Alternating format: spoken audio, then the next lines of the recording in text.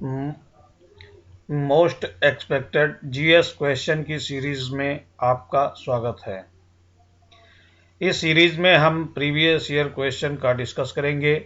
आप लोग प्रश्नों को स्वयं से हल करें और कमेंट बॉक्स में ज़रूर बताएं कि आपके कितने प्रश्न सही हो रहे हैं। इस श्रृंखला से जुड़ने के लिए आप एग्ज़ाम वाला EDU चैनल को सब्सक्राइब करें, जिससे हमारी हर वीडियो आप तक पहुंच जाए। ठीक। भारतीय राज्य व्यवस्था और शासन के इस भाग में हम भाग 2 संविधान सभा एवं संविधान निर्माण की प्रक्रिया से संबंधित प्रश्नों के संकलन का अध्ययन करेंगे और उनकी व्याख्या जानेंगे। ठीक है, आइए प्रश्नों पर। पहला प्रश्न है आपका, भारत के लिए संविधान की रचना हेतु संविधान सभा का विचार निम्नलिखित में से सर्वप्रथम किसने प्रस्तुत किया था? ऑप्शन ए, स्वराज पार्टी ने 1934 ईस्वी में। ऑप्शन बी, कांग्रेस पार्टी ने 1936 ईस्वी में। ऑप्शन सी, मुस्लिम लीग ने 1942 में। ऑप्शन डी, सर्वदलीय सम्मेलन ने 1946 में। आपका सही आंसर ए है, स्वराज पार्टी ने 1934 ईस्वी में संविधान सभा का विचार सर्वप्रथम प्रस्तुत किया था। आपका सही आंसर ए हो जाएगा। स्वराज पार्टी ने 1934 ईस्वी में 1934 ईस्वी में रांची में स्वराज पार्टी ने आत्मनिर्णय के अधिकार की मांग की और एक प्रस्ताव पारित किया, जिसमें कहा गया कि वयस्क मताधिकार के आधार पर निर्वाचित भारतीयों की एक संविधान सभा होगी जो संविधान का निर्माण करेगी। भारतीयों की ओर से संविधान सभा की मांग करने का यह प्रथम अवसर था। ठीक, इसलिए आपका सही आंसर ए होगा। नेक्स्ट, स्वतंत्रता के पूर्व के दिनों में प्रारंभ में किसने संविधान निर्मात्री सभा का विचार प्रस्तुत किया था? आपका विकल्प A, M N. Roy, B Bhimrao Ambedkar, C Annie Besant, D Jawaharlal Nehru. आपका सही आंसर ए है, एम.एन. राय। एम.एन. राय ने सर्वप्रथम संविधान निर्मात्री सभा का विचार प्रस्तुत किया था। और ये विचार एम.एन. राय ने कब प्रस्तुत किया था? ये विचार एम.एन. राय ने 1934 ईस्वी में किया था। ठीक, आपका सही आंसर ए होगा। एक निर्वाचित संविधान सभा द्वारा भारत के संविधान का निर्माण करने का प्रस्ताव किया गया था। ऑप्शन ए, साइमन कमीशन द्वारा, बी, भारत सरकार अधिनियम 1935 द्वारा, सी, क्रिप्स मिशन द्वारा, डी, ब्रिटिश कैबिनेट डेलीगेशन द्वारा। आपका सही आंसर सी है, क्रिप्स मिशन द्वारा। क्रिप्स मिशन द्वारा एक निर्वाचित संविधान सभा भारत के संविधान का निर्माण करने का प्रस्ताव किया गया था। किसके द्वारा? क्रिप्स मिशन द्वारा। नेक्स्ट, कैबिनेट मिशन योजना के अंतर्गत संविधान निर्मात्री परिषद में प्रत्येक प्रांत को आवंटित सदस्य संख्या निर्धारित करने के लिए एक प्रतिनिधि कितनी जनसंख्या के अनुपात में था?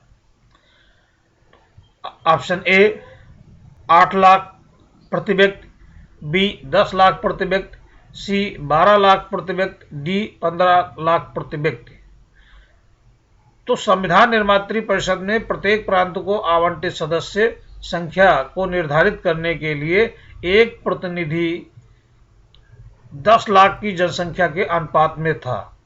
क्योंकि संविधान का निर्माण करना था, संविधान के निर्माण में सभी लोगों की भागीदारी सुनिश्चित नहीं हो सकती थी, इसलिए उस समय ये विचार किया गया कि 10 लाख व्यक्तियों में से एक व्यक्ति को चुना जाएगा जो उन 10 लाख व्यक्तियों का प्रतिनिधित्व करता माना जाएगा। तो इस हिसाब से 10 लाख व्यक्तियों पर एक प्रतिनिधि को चुना जाता था। आपका सही आंसर क्या होगा? B is correct answer. Next question, इन व्यक्तियों में से कौन कैबिनेट मिशन का सदस्य नहीं था?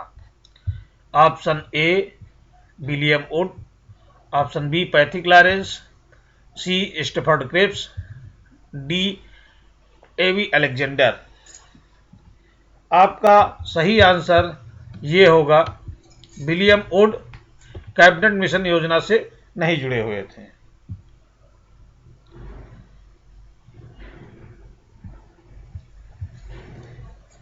कैबिनेट मिशन मार्च 1946 में भारत पहुंचा। इस मिशन के सदस्य स्टेफर्ड क्रिप्स, पैथिक लॉरेंस और एवी अलेक्जेंडर थे, अतः विलियम वुड नहीं थे। नेक्स्ट क्वेश्चन, संविधान सभा का गठन किया गया था। ऑप्शन ए भारत सरकार अधिनियम 1935 द्वारा, बी क्रिप्स मिशन 1942 द्वारा, सी कैबिनेट मिशन योजना 1946 द्वारा, डी भारतीय स्वतंत्रता अधिनियम 1947 द्वारा। आपका सही आंसर सी है, कैबिनेट मिशन योजना 1946 द्वारा। संविधान सभा का गठन किया गया था किसके अंतर्गत? कैबिनेट मिशन योजना 1946 के अंतर्गत, 1946 के तहत किया गया था। नेक्स्ट, 1946 में निर्मित अंतरिम सरकार में कार्यपालिका परिषद के उपसभापति कौन थे? Option A Jawaharlal Nehru, B doctor S Radhakrishnan, C Rajagopalachari, D doctor Rajendra Prasad. आपका सही आंसर ए होगा जवाहरलाल नेहरू। 1946 में निर्मित अंतरिम सरकार में कार्यपालिका परिषद के उपसभापति जवाहरलाल नेहरू थे। आपका सही आंसर ए होगा। निम्नलिखित में से कौन अगस्त 1946 में गठित प्रथम अंतरिम राष्ट्रीय सरकार का सदस्य नहीं था? आपका option A C Rajagopalachari, B doctor Rajendra Prasad, C S Radhakrishnan, D Jagjivan Ram. आपका सही आंसर अब सी होगा, एस राधाकृष्णन, क्योंकि इसमें यह पूछ रहा है कि अगस्त 1946 में गठित प्रथम अंतरिम राष्ट्रीय सरकार में कौन इसके सदस्य नहीं थे, तो यह डॉक्टर एस राधाकृष्णन अंतरिम सरकार में सम्मिलित नहीं थे। अब जो सम्मिलित थे वो कौन थे? सी राजगोपालाचारी, डॉक्टर राजेंद्र प्रसाद, जगजीवन राम। अब आइए देख लेते हैं कि इनको कौन कौन से विभाग आवंटित किए गए थे और यह सरकार किस योजना के तहत शुरू की गई थी। तो कैबिनेट मिशन योजना के आधार पर 24 अगस्त 1946 की घोषणा के तहत नवनिर्वाचित संविधान सभा से 2 सितंबर 1946 को भारत की अंतरिम सरकार का गठन किया गया था। इसमें सी राजगोपालाचारी को शिक्षा विभाग, ये शिक्षा मंत्री थे उस समय, इनको शिक्षा विभाग दिया गया था। डॉक्टर राजेंद्र प्रसाद को खाद्य एवं कृषि मंत्रालय दिया गया था। ये कृषि एवं खाद्य मंत्री थे अंतरिम सरकार में। ठीक। जगजीवन राम को श्रम मंत्री बनाया गया था। ठीक, इसलिए आपका सही आंसर सी होगा, ये अंतरिम सरकार में सम्मिलित नहीं थे। नेक्स्ट क्वेश्चन, भारत के संविधान का प्रारूप तैयार करने वाली संविधान सभा के सदस्यों को ऑप्शन ए ब्रिटिश संसद द्वारा नामित किया गया था, ऑप्शन बी गवर्नर जनरल द्वारा नामित किया गया था, ऑप्शन सी विभिन्न प्रांतों की विधानसभाओं द्वारा चुना गया था, ऑप्शन डी भारतीय राष्ट्रीय कांग्रेस और मुस्लिम लीग द्वारा चुना गया था। आपका सही आंसर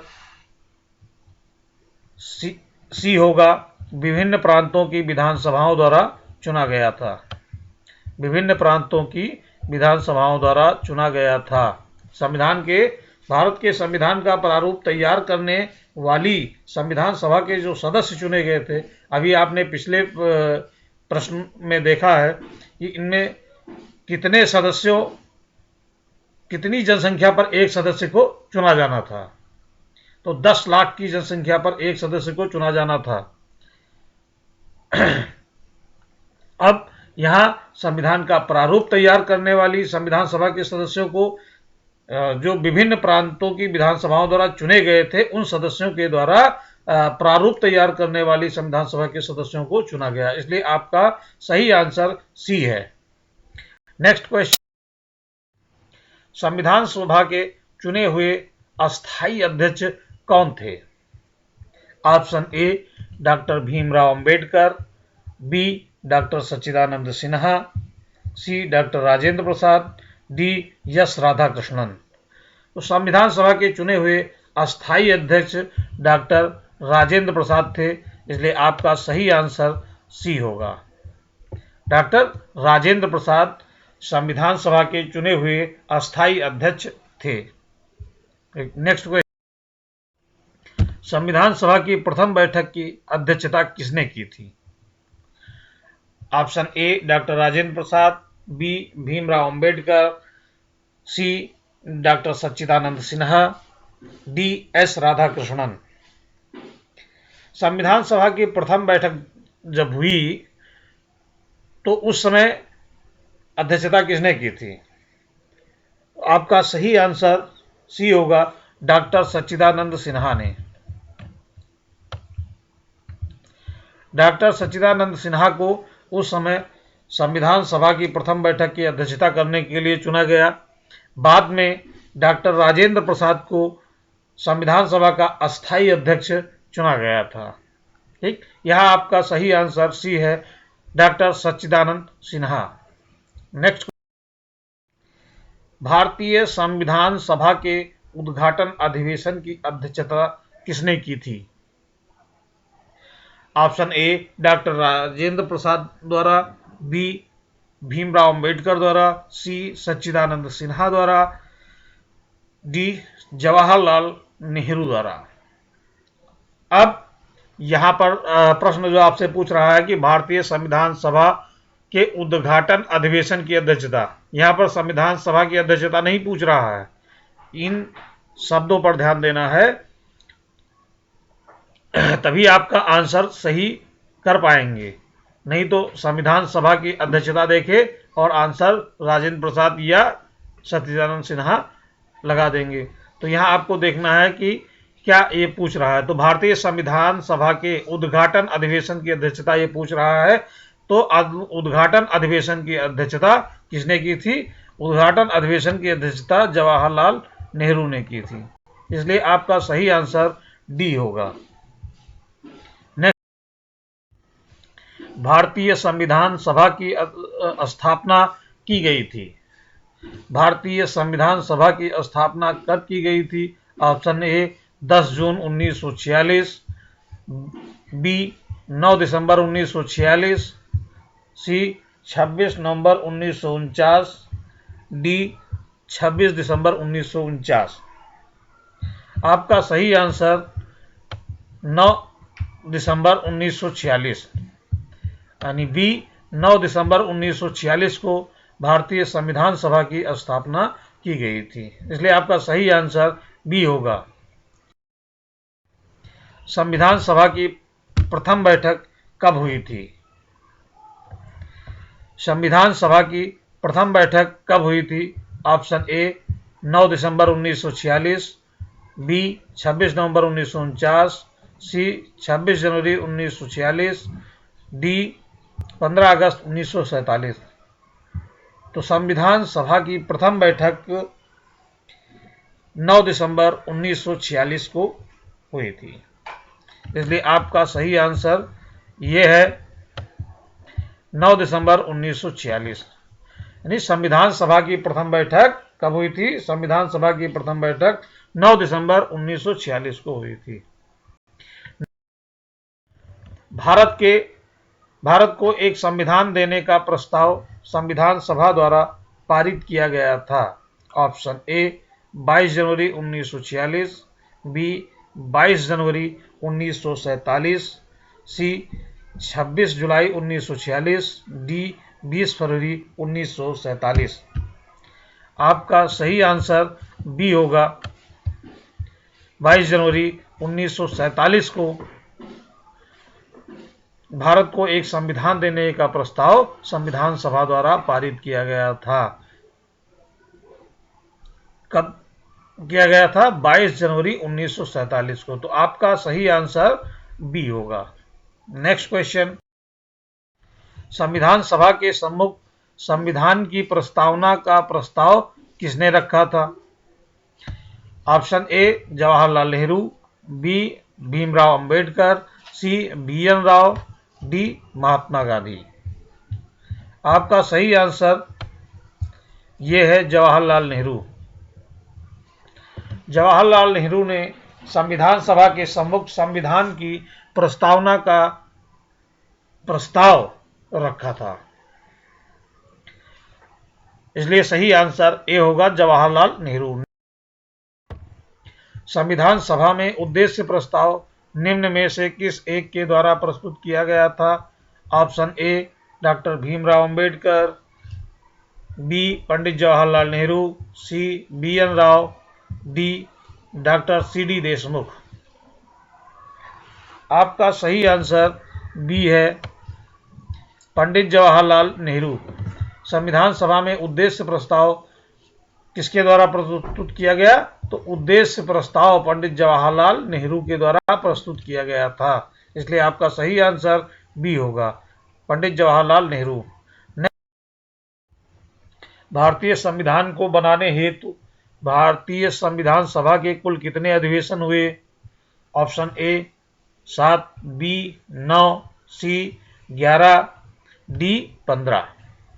आपका सही आंसर सी होगा, 11 अधिवेशन हुए। कुल 11 अधिवेशन हुए थे। भारतीय संविधान को बनाने हेतु भारतीय संविधान सभा के कुल 11 अधिवेशन हुए।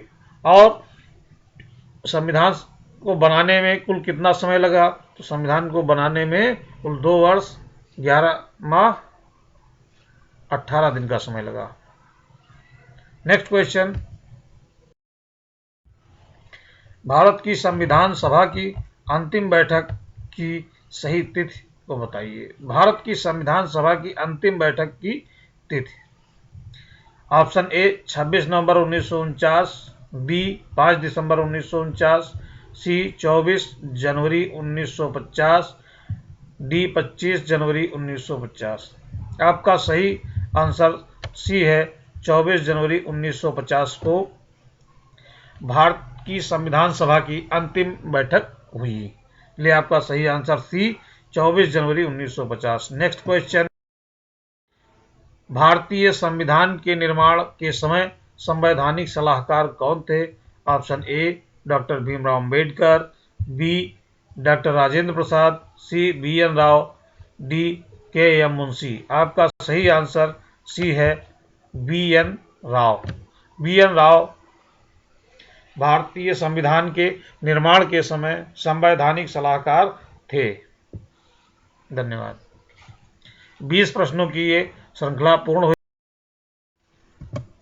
नेक्स्ट वीडियो देखने के लिए आप लोग एग्जाम वाला EDU चैनल को लाइक करें, शेयर करें और सब्सक्राइब करें। Thanks for watching.